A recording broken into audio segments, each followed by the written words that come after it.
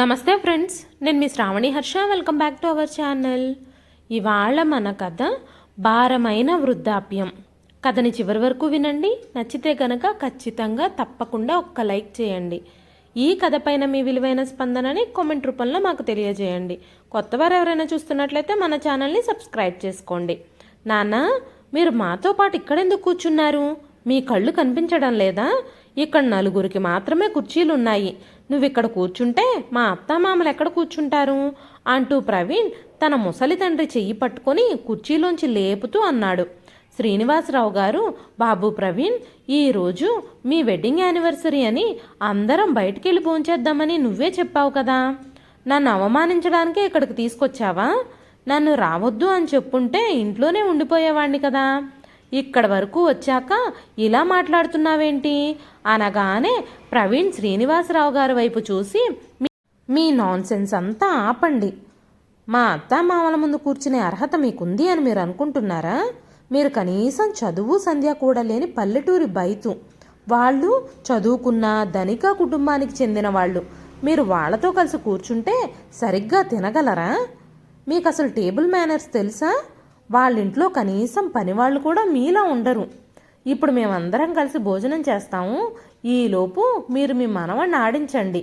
మేము తినే వరకు వాడిని జాగ్రత్తగా చూసుకోండి అనగానే శ్రీనివాసరావు గారు వెంటనే, బాబు, నువ్వు మీ కొడుకుని చూసుకోవడానికి ఒక పనివాళ్లాగా నన్ను మీతో పాటు ఇక్కడికి తీసుకొచ్చావు కదా అన్నారు. ప్రవీణ్ వెంటనే చిరునవ్వుతో, లేకపోతే నీకు పార్టీ ఇవ్వడానికి ఇక్కడి దాకా తీసుకొచ్చానని అనుకుంటున్నావా? అసలు నీ మొహం ఎలా ఉందో చూసుకున్నావా?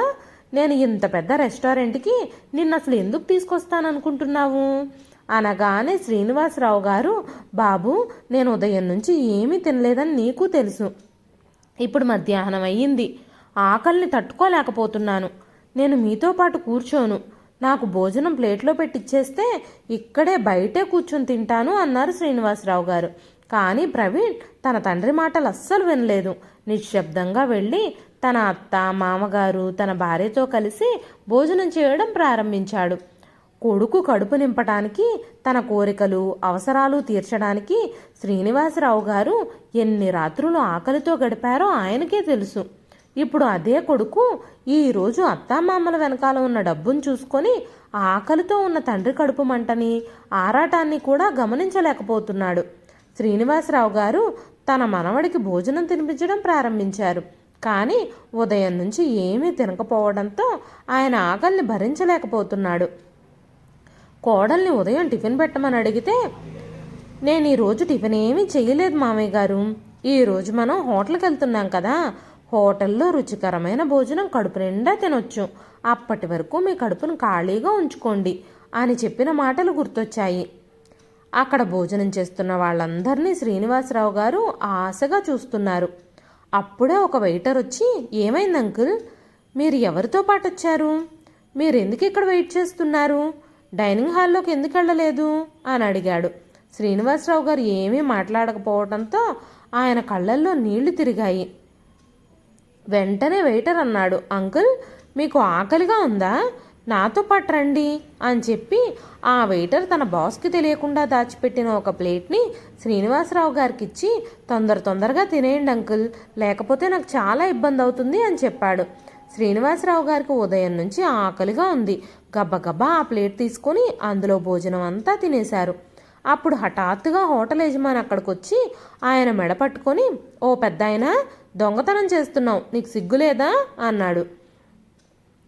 ఇప్పుడు నాకు తృప్తిగా ఉంది, చాలా ఆకలేసింది, ఇప్పుడు నా కడుపు నిండింది అని అనుకుంటూ ఉండగానే అనుకోని ఆ చర్యకి శ్రీనివాసరావు గారు ఉలిక్కి పడ్డారు. నేనేమీ ఇక్కడేం ధర్మసత్రం ఏం తెరవలేదు. నువ్వు తిన్న ఈ భోజనానికి డబ్బులు ఎవరిస్తారు అనగానే శ్రీనివాసరావు గారు, బాబు, నా కొడుకు ఇక్కడే ఉన్నాడు. నేను తనతో నీకు డబ్బులు ఇప్పిస్తాను. నా కొడుకు లోపల డైనింగ్ హాల్లో భోజనం చేస్తున్నాడు అని చెప్పి శ్రీనివాసరావు గారు తన కొడుకు దగ్గరికి డబ్బులు తీసుకోవడానికి వెళ్ళారు. అప్పుడు ప్రవీణ్ అందరి ముందు ఆయన్ని తోసేసి, ఈయనెవరో నాకు తెలియదు సార్, ఈ బిచ్చగాడు ఎక్కడి నుంచి వచ్చాడో ఎవరికి తెలుసు అని చెప్పి మౌనంగా నిలబడ్డాడు. కొడుకు మాటలు విని శ్రీనివాసరావు గారికి కన్నీళ్ళొచ్చాయి. ఆయన తన కొడుకుని ఆశగా చూస్తూనే ఉన్నారు. అయితే కొడుకు అత్తామామలు భార్యతో కలిసి కారులో కూర్చుని ఇంటికి బయలుదేరాడు. ఆ హోటల్ యజమాని శ్రీనివాసరావు గారు చేసింది తప్పుగా భావించి ఆ తప్పుకు శిక్షగా పాత్రలన్నీ శుభ్రం చేయమని చెప్పాడు. శ్రీనివాసరావు గారు ఇక చేసేది ఏమీ లేక కొడుకు చేసిన నమ్మక ద్రోహాన్ని తలుచుకుంటూ తడి కళ్ళతో అందరి టేబుల్స్ దగ్గరికి వెళ్ళి ప్లేట్స్ బౌల్స్ అన్నీ కలెక్ట్ చేసి శుభ్రం చేయడం ప్రారంభించారు శ్రీనివాసరావు గారు. శ్రీనివాసరావు గారి కళ్ళు మళ్ళీ మళ్ళీ కన్నీళ్లు కారుస్తూనే ఉన్నాయి.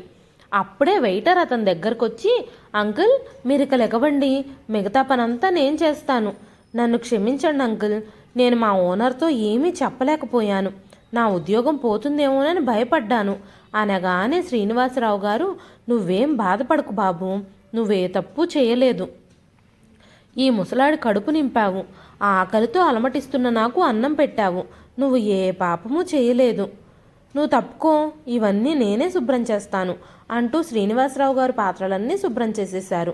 అంకుల్ మీరు ఇప్పటికి ఇంటికి వెళ్ళిపోండి, చాలా ఆలస్యం అయిపోయింది, మా ఓనర్ గారితో నేను చెప్తాను, ఇంకా వేరే ఏదైనా పని ఉంటే నేను చూసుకుంటాను, మీరు చాలా అలసిపోయారు, ఇక మీరు ఇంటికి వెళ్ళండి అనగానే శ్రీనివాసరావు గారు వెయిటర్ తలపై చెయ్యేసి, నువ్వు చాలా గొప్పవాడు అవుతావు బాబు, నీ మంచి మనసుకి దేవుడు నిన్ను ఖచ్చితంగా ఆశీర్వదిస్తాడు అంటూ తడి కళ్ళతో ఇంటివైపు నడిచారు. శ్రీనివాసరావు గారి పరిస్థితి చూసి వెయిటర్కి కూడా కన్నీళ్ళు వచ్చాయి. శ్రీనివాసరావు గారు ఇంటికి చేరుకున్నప్పుడు ఆయన ఇంకా ఇంటి లోపలికి అడుగు పెట్టకముందే కొడుకు ప్రవీణ్ గట్టిగా, నాన్న లోపలికి అడుగు పెట్టావనుకో జాగ్రత్త, ఇప్పుడు నువ్వు ఈ ఇంట్లో ఉండడానికి వీల్లేదు, హోటల్లో అందరి ముందు మీరు మమ్మల్ని ఎంతలా అవమానించారు, మీ వల్ల అందరూ మమ్మల్ని చీప్గా చూశారు, ఇప్పటి నుంచి ఈ ఇంట్లో నీకు చోటు లేదు అనగానే శ్రీనివాసరావు గారి చేతులు ముడుచుకొని, బాబు ప్రవీణ్ నువ్వు ఇంట్లోకి రావద్దు అంటే నేను ఇప్పటికిప్పుడు ఎక్కడికి వెళతాను, ఈ ఇంట్లో ఒక్క మూలనైనా నాకు కాస్త స్థలం ఇవ్వు, ఏదో ఒక మూలన నా కాళ్ళు ముడుచుకుని పడుకుంటాను, ఇక నాకు ఎంత జీవితం మిగులుందని, నా మిగిలిన జీవితాన్ని ఈ ఇంట్లోనే నీ నీడలోనే గడిచిపోనివ్వు, నన్ను రోడ్డు పాలు చెయ్యొద్దు, ఈ వయసులో రోడ్ల మీద పడి నేను తిరగలేను అని చేతులు జోడించి ప్రవీణ్ని ప్రాధేయపడుతున్నా కాస్త కూడా ప్రవీణ్కి జాలి కలగలేదు. వెంటనే ప్రవీణ్ శ్రీనివాసరావు గారిని అక్కడి నుంచి తీసుకెళ్లి ఒక వృద్ధాశ్రమం గేటు దగ్గర అతన్ని విడిచిపెట్టి కనీసం లోపలికి కూడా వెళ్లకుండా ఎవ్వరినీ పిలవకుండా శ్రీనివాసరావు గారిని ఆ గేటు దగ్గరే వదిలేసి ప్రవీణ్ తిరిగి ఇంటికి వెళ్ళిపోయాడు. ప్రవీణ్ అక్కడ శ్రీనివాసరావు గారిని వదిలి వెళుతూ ఉన్నప్పుడు శ్రీనివాసరావు గారి కాళ్ళ కింద నేల జారిపోయింది. ఆయన చేతులు ముడుచుకొని, ప్రవీణ్ ఇలాంటి పని చెయ్యకు, నన్ను అనాథలా ఇక్కడ వదిలేయొద్దు, నేను ఎలా బ్రతుకుతాను, ఇక్కడ నాకు ఎవరున్నారు, నువ్వు మర్చిపోయావా, నిన్ను నా భుజాల మీద ఎక్కించుకొని మోసుకుంటూ వెళ్ళి స్కూల్లో దించేవాణ్ణి, నీ కోరికలన్నీ నేను నెరవేర్చడానికి నీ చిన్నప్పటి నుంచి నేను ఎంత కష్టపడ్డానో నీకు తెలియదా, నీకు బూట్లు కొనిపెట్టడానికి నా కాళ్ళకి చెప్పులు కూడా వేసుకోకుండా తిరిగేవాణ్ణి నేను, ఈరోజు నువ్వు మీ నాన్నని ఇంటి నుంచి ఈడ్చుకొచ్చి ఈ వృద్ధాశ్రమంలో పడేయాలని చూస్తున్నావు, నువ్వు నాకు అన్యాయం చెయ్యొద్దు బాబు అంటూ శ్రీనివాసరావు గారు ఏడుస్తూ వేడుకుంటూనే ఉన్నారు. కానీ ప్రవీణ్ ఆయన్ని తన దగ్గర నుంచి తోసేసి, ఇక మీ డ్రామాలు ఆపండి, గుర్తుంచుకోండి, మీరు ఇక్కడ ఉండకపోతే రోడ్ల మీద తిరుగుతూ ఆకలితో అలమటించి ఏ బస్సు కిందో లారీ కిందో పడి చచ్చిపోతారు, ఇక్కడే ఉంటే కనీసం మీకు టైంకి భోజనం అన్నా దొరుకుతుంది, అంతే తప్ప నేను మాత్రం మళ్ళీ మిమ్మల్ని నా ఇంటికి తీసుకెళ్తానని అస్సలు అనుకోవద్దు, మీరు నా ఇంట్లో ఉండడం వల్ల నా ఇంటి అందం మొత్తం పోతుంది, మీ వల్లనే నేను నా స్నేహితులని ఇంటికి తీసుకురాలేకపోతున్నాను, అంతేకాకుండా మాటి మాటికి సిరి మీకు భోజనం సరిగ్గా పెట్టడం లేదని, మీ బట్టలు ఉతకడం లేదని, మీ పనులేవి సరిగ్గా చేయడం లేదని మీరు కంప్లైంట్ చేస్తూనే ఉంటారు, మీ డ్రామాలన్నింటితో నేను విసిగిపోయాను, ఇక మీదట మీకు ఇదే కరెక్ట్ స్థలం, అలా కాదు నేను ఇక్కడ ఉండలేను, ఏ రైల్వే స్టేషన్లోనో బస్ స్టాండ్లోనో అడుక్కు తింటాను అంటే మీరు ఈ ఆశ్రమంలో ఉండకుండా మీ ఇష్టం వచ్చిన చోటికి వెళ్ళిపోవచ్చు అనగానే శ్రీనివాసరావు గారు, ప్రవీణ్ నేను ఆశ్రమంలో ఉండలేను, కనీసం మన పాతింటి తాళాలైనా నాకు ఇవ్వు, నేను ఎలాగోలా అక్కడే ఏదో ఒక పని చేసుకుంటూ బ్రతుకుతాను అనగానే ప్రవీణ్, నాన్న నువ్వు ఏ ఇంటి గురించి మాట్లాడుతున్నావు, 2 నెలల క్రితం మీరు సంతకాలు చేసిన పేపర్లు ఏమనుకుంటున్నారు? ఆ ఇల్లు అమ్మటానికి సంబంధించిన పేపర్లే. ఆ ఇంటిని నేను 2 నెలల క్రితమే అమ్మేశాను అనగానే శ్రీనివాసరావు గారు, ఏంటి, ఇల్లు అమ్మేశావా? కనీసం నాకు కూడా చెప్పకుండా నా ఇంటిని నువ్వెలా అమ్ముతావు? ఆ ఇంట్లో మీ అమ్మ జ్ఞాపకాలు చాలా ఉన్నాయి నాకు అన్నారు శ్రీనివాసరావు గారు. అప్పుడు ప్రవీణ్ కోపంగా, ఆ జ్ఞాపకాలతో ఏం చేసుకుంటావు నువ్వు? ఆ జ్ఞాపకాలన్నీ అమ్మతో పాటే పోయాయి. ఈరోజు నేను మిమ్మల్ని మీ జ్ఞాపకాలని కూడా వదిలించుకుంటున్నాను అన్నాడు ప్రవీణ్. వెంటనే శ్రీనివాసరావు గారు, కనీసం నా రిటైర్మెంట్ డబ్బులు నీ దగ్గరే ఉన్నాయి కదా, అవన్నా నాకు ఇచ్చేయి. నేను వాటితో ఏ కాశీకో వెళ్ళిపోయి నా చివరి రోజులు ప్రశాంతంగా గడుపుతాను. అంతే తప్ప నేను ఈ ఆశ్రమంలో ఉండలేను. నాకిక్కడ ఎవ్వరూ తెలియదు అని కొడుకును ప్రాధేయపడ్డారు. వెంటనే ప్రవీణ్ గట్టిగా నవ్వుతూ, నాన్న, నేను నీకు తెలియకుండా నీ ఇంటిని అమ్మేశాను. నీ డబ్బులు ఖర్చు పెట్టుకోలేనని నువ్వు అనుకుంటున్నావా? నేను ఇంత పెద్ద నగరంలో 3 బెడ్రూమ్ల ఇల్లు కొన్నాను, ఫర్నిచర్ కొన్నాను. ఎలాగూ నీ మరణానంతరం ఆస్తంతా నాదే కాబట్టి నువ్వు బ్రతికుండగానే మొత్తం నేనే తీసేసుకున్నాను. ఇందులో పెద్ద విషయం ఏముంది? నీకు డబ్బుతో ఏం అవసరం? ఒక్క నిమిషం ఆగు అంటూ ప్రవీణ్ తన జేబులోంచి ఒక 500 రూపాయల నోటు తీసి అది శ్రీనివాసరావు గారికి ఇస్తూ, ఇప్పటి వరకు నువ్వు చేసిన దానికి ఇదే ఎక్కువ అంటూ ప్రవీణ్ అక్కడి నుంచి వెళ్ళిపోయాడు. శ్రీనివాసరావు గారు తన కొడుకు వెళ్ళడం చూస్తూనే, ఇలాంటి కొడుకునిచ్చాడా దేవుడు నాకు? నేనేం పాపం చేశానని దేవుడు నాకు ఇలాంటి కొడుకునిచ్చాడు అంటూ ఆలోచిస్తూనే ఆశ్రమం గుమ్మం దాకా వెళ్ళి కింద పడిపోయారు. ఒక్కసారిగా ఎవరో కింద పడిన శబ్దం రావటంతో ఆశ్రమం లోపల నుంచి కొందరు పరిగెత్తుకుంటూ వచ్చారు. అప్పటికే ప్రవీణ్ కారు అక్కడి నుంచి వెళ్ళిపోయింది. అందరూ ఆశ్రమం బయట గేటు దగ్గర రిజిస్టర్ తెరిచి చూసేసరికి అక్కడ శ్రీనివాసరావు గారి పేరు మాత్రమే ఉంది. ఆయన అక్కడికి ఎవరు తీసుకొచ్చి వదిలిపెట్టారో ఎవ్వరికీ తెలియదు. వెంటనే ఆశ్రమంలోని వాళ్ళందరూ కలిసి శ్రీనివాసరావు గారిని లోపలికి తీసుకెళ్లారు. కొడుకు మాటలకి షాక్కి గురై ఆయనకి పక్షవాతం వచ్చిందని, ఆయన శరీరంలో ఎడం వైపంతా పనిచేయడం లేదని డాక్టర్లు చెప్పారు. డాక్టర్ల చికిత్సతో కాలం గడిచిపోతూ ఉంది. శ్రీనివాసరావు గారు ఇప్పుడు మంచానికే పరిమితమయ్యారు. చాలా కష్టపడినా ఆయన ఏమీ చెప్పలేకపోతున్నారు. ఆయన నోటి నుంచి మాట రావడం లేదు. ఇలా 6 నెలలు గడిచిపోయాయి. ఒకరోజు ఆ వృద్ధాశ్రమంలో ఫ్రీగా వృద్ధాశ్రమంలోని వృద్ధులకి వైద్యం అందిస్తున్న ఆశ్రమ వైద్యురాలు నిత్య విదేశాల నుంచి తిరిగి వచ్చింది. తను రాగానే ఆశ్రమంలో ఉన్న రిసెప్షనిస్టు, మేడం, మీరు కాన్ఫరెన్స్ కోసం విదేశాలకు వెళ్ళినప్పుడు ఎవరో ఒక వ్యక్తి తన ముసలి తండ్రిని తీసుకొచ్చి ఇక్కడ వదిలిపెట్టి వెళ్ళిపోయాడు. ఆయన పరిస్థితి చాలా విషమంగా ఉంది. ఇప్పటి వరకు ఎవ్వరూ ఆయన యోగక్షేమాలు చూడ్డానికి రాలేదు.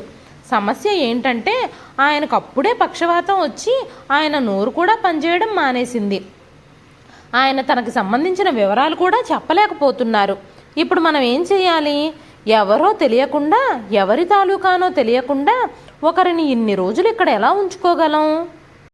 ఆయనకి ఎవరో ఒకరు హామీ ఉండాలి కదా అనగానే నిత్య మాట్లాడుతూ, ఎవరైనా ఒక ముసలి తండ్రిని అర్ధరాత్రి పూట ఇక్కడ వదిలేసి కనీసం ఆయన్ని లోపల జాయిన్ చేయడానికి కూడా రాలేదు అంటే, కటిక చీకట్లో తన తండ్రిని విడిచిపెట్టిన ఆ పిల్లలు ఎంత క్రూరంగా ఉంటారో ఆలోచించండి.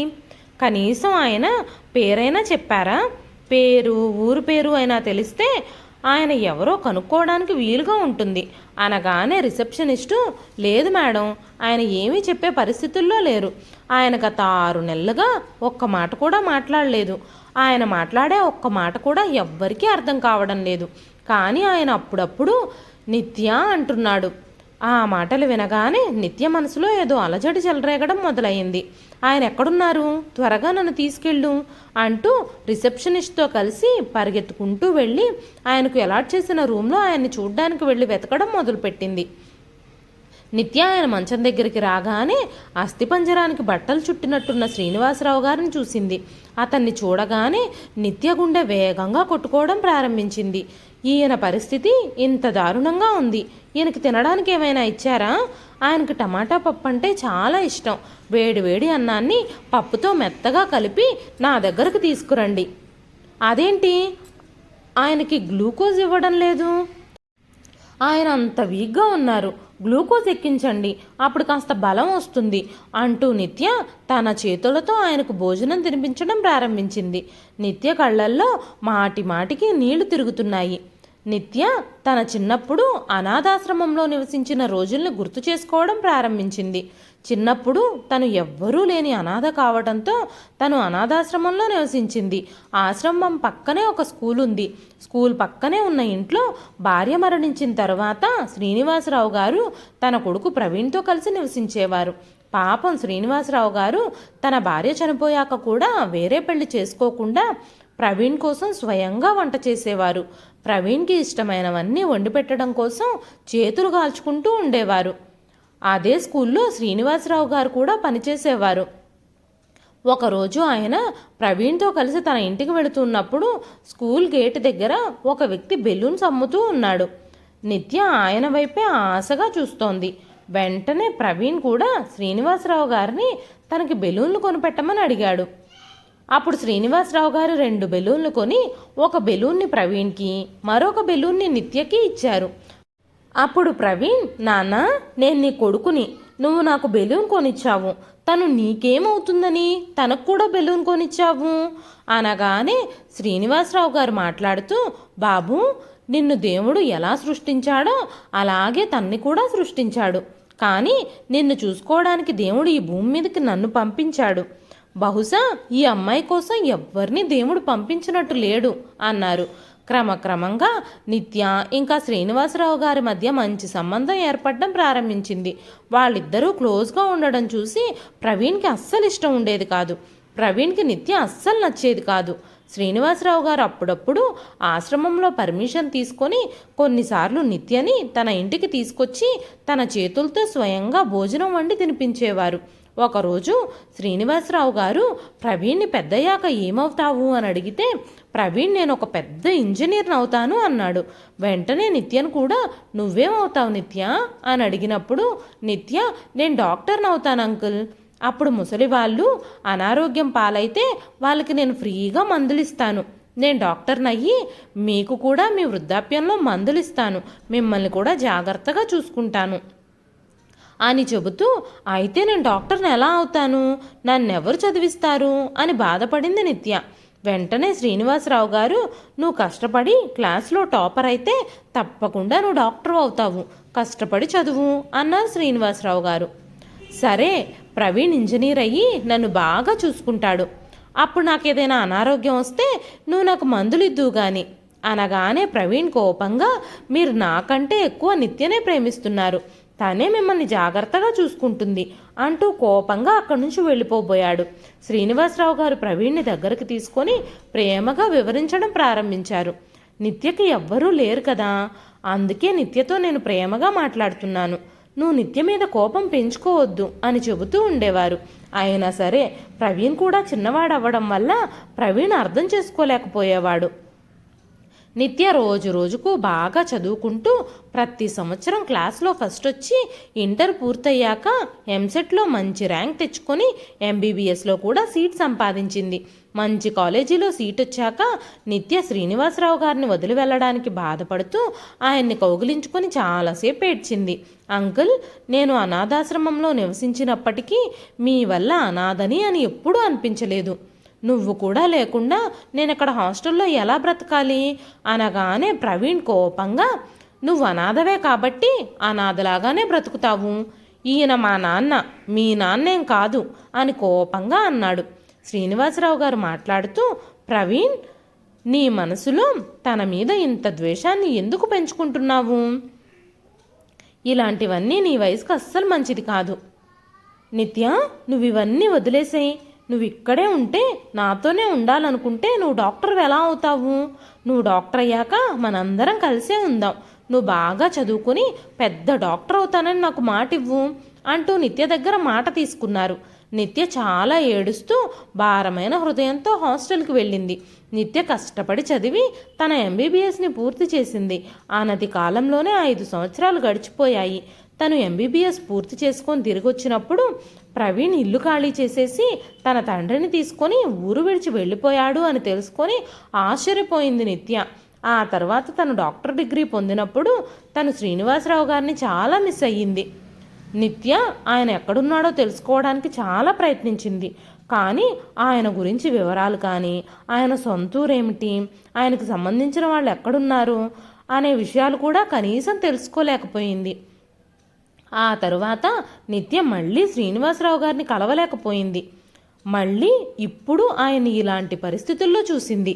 ఒక్కసారిగా రిసెప్షనిస్టు, మేడం ఆయన భోజనం చేయడం పూర్తయింది కదా, మీరిక మీ క్యాబిన్కు వెళ్ళొచ్చు, నేను ఆయన్ని జాగ్రత్తగా చూసుకుంటాను అని చెబుతున్న మాటలకి నిత్య తిరిగి గతంలో నుంచి బయటకొచ్చి శ్రీనివాసరావు గారి బెడ్కి దగ్గరగా వెళ్ళింది. నిత్య, చాలా సంవత్సరాల తర్వాత నా ముందు ఈ స్థితిలో మిమ్మల్ని చూస్తానని నేను అస్సలు అనుకోలేదు అంకుల్ అంటూ మెల్లగా శ్రీనివాసరావు గారి చెవి దగ్గరికి వెళ్ళి, అంకుల్ చూడండి, నేను నిత్యని, నేను డాక్టర్ కావాలనేదే మీ కోరిక కదా, ఇప్పుడు మీ కూతుర్లా భావించిన మీ నిత్య డాక్టర్ అయింది. ఇప్పుడు నేను మీకు మందులు ఇస్తున్నాను కదా, మీరు పూర్తిగా బాగుపడతారు, ఇంతకు ముందులా తిరుగుతారు అని చెబుతున్న నిత్య గొంతు విని శ్రీనివాసరావు గారు కాసేపటికి కళ్ళు తెరిచారు. అతని కళ్ళల్లో వెంటనే ఒక మెరుపు మెరిసింది. కానీ వెంటనే ఆ మెరుపు మాయమైపోయి, నువ్వెవరమ్మా అని అడిగారు. చాలా కష్టపడితే గాని ఆ మాటలు ఆయన నోటి నుంచి బయటకు రాలేదు. నిత్య ఆశ్చర్యంగా ఆయన్ని చూడడం మొదలుపెట్టింది. నువ్వు ఎంత పెద్దయిపోయినా, ఎంత పెద్ద గుంపులో ఉన్నా కూడా నేను నిన్ను గుర్తుపడతానని అంకుల్ ఎప్పుడూ చెప్తూ ఉండేవారు. కానీ ఈరోజు ఆయన నన్ను గుర్తుపట్టలేకపోతున్నారు అంటూ నిత్య కళ్ళ నుంచి కన్నీళ్లు కారడం ప్రారంభించాయి. నిత్య ఆయన నుదుటిపై చెయ్యి పెట్టి నిమిరింది. అక్కడికి వేరే నర్సు వచ్చి, మేడం మీరెందుకు ఏడుస్తున్నారు, ఆయన మీకు తెలుసా అనగానే నిత్య, అవును, నేను ఆయనకు చాలా రుణపడున్నాను. ఈ ప్రపంచంలో ఈ అనాథ తన జీవితాన్ని ఎలా గడపాలో ఆయన నాకు నేర్పించారు అని చెబుతూ నిత్య తనని తాను కంట్రోల్ చేసుకుంటూ రిసెప్షనిస్టుతో ఆయన గార్డియన్ స్థానంలో నా పేరు రాసి ఆయన్ని ఇక్కడి నుంచి ప్రత్యేకమైన వార్డుకు మార్చండి, ఎంత ఖర్చైనా నేనే భరిస్తాను, మంచి ట్రీట్మెంట్ చేద్దాం అంటూ ఏడుస్తూ అక్కడి నుంచి వెళ్ళిపోయింది. నిత్య బాధపడుతూ ఇంటికి చేరుకుంది. నిత్య ముఖంలో బాధను చూసిన తన భర్త మనోజ్ కారణం ఏమిటి అని అడగటంతో నిత్య కథంతా చెప్పింది. ప్రవీణ్ స్వభావం చిన్నప్పటి నుంచి బాలేదని చెప్పింది. బహుశా ఈరోజు కూడా తనలో మార్పు రాలేదు, అందుకే అంకుల్ని ఆశ్రమంలో వదిలేశాడు. అంటే అతను ఈ నగరంలోనే ఉన్నాడని అర్థమైంది నిత్యకి. నేను తనని ఎప్పటికీ క్షమించను. ఒక అనాథ గురించే ఇంత ఆలోచించగలిగిన వ్యక్తిని సొంత కొడుకు అనాథలా మార్చేశాడు. నేను తనని నా అన్నయ్యలా భావించాను. నేను ఎప్పుడన్నా తనని కలిస్తే ఏ సహాయమైనా ఆలోచించకుండా చెయ్యాలి అనుకున్నాను. ఎందుకంటే అంకుల్ నా కోసం చేసిందంతా నేను ఎప్పటికీ మర్చిపోలేను అని చెబుతూ ఉండగానే నిత్య మాటలకి, తండ్రితోనే సంబంధం లేనివాడు నీలాంటి అనాథకి ఎప్పటికీ బంధువు కాలేడు అన్నాడు మనోజ్. సరే, అసలు నువ్వేం చేయాలనుకుంటున్నావో అది చెయ్యి, నువ్వేం చేసినా సరే నీ వెనకాలే నేనుంటాను అని చెప్పాడు మనోజ్. తర్వాత రోజు మనోజ్ నిత్యతో కలిసి వృద్ధాశ్రమానికి వెళ్ళినప్పుడు అక్కడ శ్రీనివాసరావు గారిని చూడగానే మనోజ్ కాళ్ళ కింద నుంచి నేల జారిపోయింది. ఎందుకంటే కొన్ని నెలల క్రితం శ్రీనివాసరావు గారు గొప్పవాడివి కావాలి అని ఆశీర్వదించిన హోటల్లో పనిచేసే వెయిటర్ ఎవరో కాదు, మనోజే. బహుశా ఆ కారణంగానే ఈరోజు అతను తనలాంటి 10 మందికి ఉద్యోగం ఇచ్చే స్థితిలో ఉన్నాడు. ఇదే నగరంలో కొత్త హోటల్ని కూడా ప్రారంభించాడు. మనోజ్ తరచుగా శ్రీనివాసరావు గారిని గుర్తు చేసుకుంటూ ఉండేవాడు. ఆయన ఏదో ఒకరోజు కలిస్తే కృతజ్ఞతలు చెప్పాలి అని అనుకుంటూ ఉండేవాడు. కానీ ఆయన ఈ స్థితిలో దొరుకుతాడని, ఇలాంటి పరిస్థితుల్లో కనిపిస్తాడని మనోజ్ అస్సలు ఊహించలేదు. శ్రీనివాసరావు గారిని చూడగానే మనోజ్కి కూడా కళ్ళల్లో నీళ్లు తిరిగాయి. నిత్యకి నిజం చెప్పగానే ఆమె కోపం కట్టలు తెంచుకుంది. హాస్పిటల్లో శ్రీనివాసరావు గారితో ఒక వీడియో తీసి ప్రవీణ్కి ఒక మెసేజ్ పెట్టింది.